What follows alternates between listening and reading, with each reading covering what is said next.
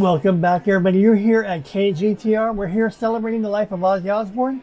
This article is called To Hell and Back from the guitar magazine Guitar Legends, issue May 30th, released in 2005, 20 years before Ozzy's passing. And this is a very, very long article from this magazine that I'm making little video clips on his life, since there's too much to cover in one video. So we're making little short videos. Right now we're going to be discussing the birth of Ozzy Osbourne. He just got fired from Black Sabbath in 1977 after Never Say Die album was released. They finished the tour. Geezer Butler, Tony Iommi fired his ass. They said, Ozzy, you're fired. You're fired. They said it like Donald Trump did. You're fired, Ozzy. Ozzy, you're fired. Get out of here, Ozzy. Ozzy, you're... All right, so now we're going to be celebrating the life of Ozzy. How he gets his, he's reborn as Ozzy Osbourne, the solo artist. All right, so join me. Any questions, comments, and feedback, leave them below. We're going to go ahead now and talk about the rebirth of Ozzy Osbourne in this little video. All right, here we go. With his body ravaged by excessive drug and alcohol intake, his psyche near the breaking point, and his personal wealth all begun, Ozzy, who was now pretty much alone in the world, desperately needed a savior. He got it one day during the summer of 1979, when Sharon Osbourne came to his hotel room to collect some money. Sharon Osbourne came to the hotel to collect $500 a mutual friend had given Ozzy to hold. Of course, Ozzy had long since blown the money on booze and drugs, and Sharon was furious. Yet somehow her anger was overshadowed by her fondness for Ozzy and her conviction that he could still revive his sagging career. I would lecture him like a school teacher about the way he was living, said Sharon.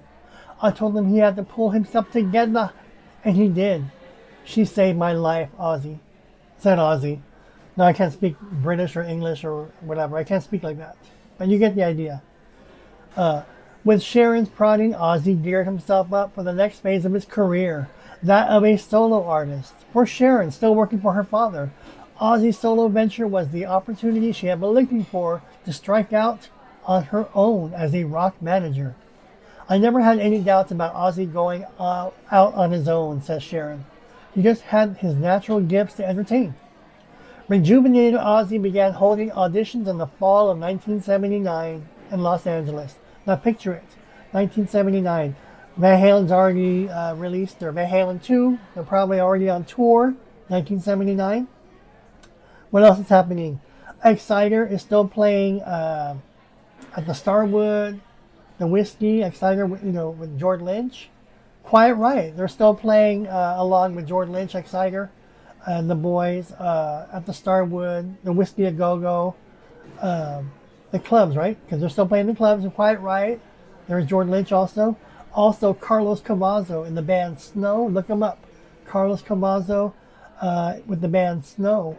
His band Snow is also playing alongside those clubs at the same time frame with Quiet Riot, Exciter. And there's little Carlos Cavazos chipping away. But no one knows about Carlos Cavazos. But just to put things in perspective. Rejuvenated Ozzy began holding auditions in the fall of '79 in Los Angeles, after hiring former Uriah Heep drummer Lee Kerslake and former Rainbow bassist Bob Daisley. All that remained for Ozzy was to find a guitar player.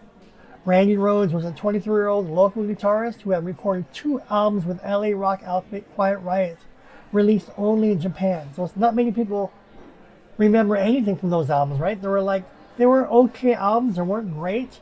They weren't Van Halen 1 type of albums, but these were released in 78 and 79, or 77 and 78. And if you look back at them, they're kind of like duds. But it's Randy Rhoads, but there's not anything that stands out. His playing stood out more on those live performances on YouTube. When you look at Quiet Riot live, 1977, 78, whatever, 79, Randy's playing stands out. But his guitar playing on those 2 records, they don't stand out. He's like a totally different guitar player with Ozzy than he was with Quiet Riot.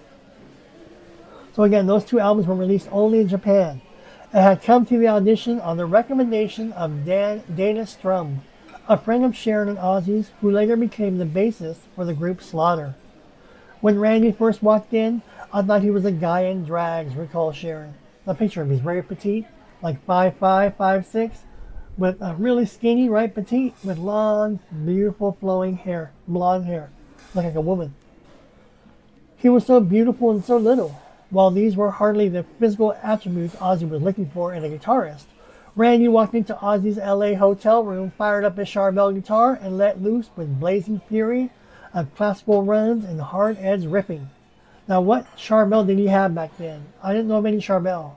He had Jackson, he had the Flying V, and he had the Les Paul, I believe. I don't know of any Charvel. Let me know what Charvel they're talking about. His physical grace and demonic speed floored Ozzy, who, despite being in a delicate condition, almost immediately knew that he had found the last piece of the puzzle. With his band together, it was time for Ozzy to show the world that he could be an even more potent performer on his own than he was during his years with Sabbath. He had a lot of help. It wasn't long before Ozzy and Randy became close friends, something Ozzy had lacked during his Sabbath tenure. Of course, because he hooked up with his bandmates, and his guitar player used to beat him up as a kid. Can you imagine that? Their relationship was even stronger. Try to get that in the frame. When it came to work, feeding off each other's distinctly different musical sensibilities, Ozzy's flair for coming up with good hooks, Randy's disciplined virtuosity, they made a magical duo.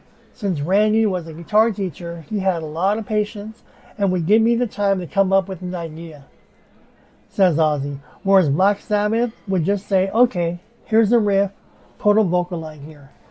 And that was it. That was how he met and discovered Randy Rhoads. They put an ad out in the fall of 1979 because that's when he was scooped up. So remember, he was with Quiet Riot playing the clubs. There's footage out there with him and Quiet Riot in 78, 79.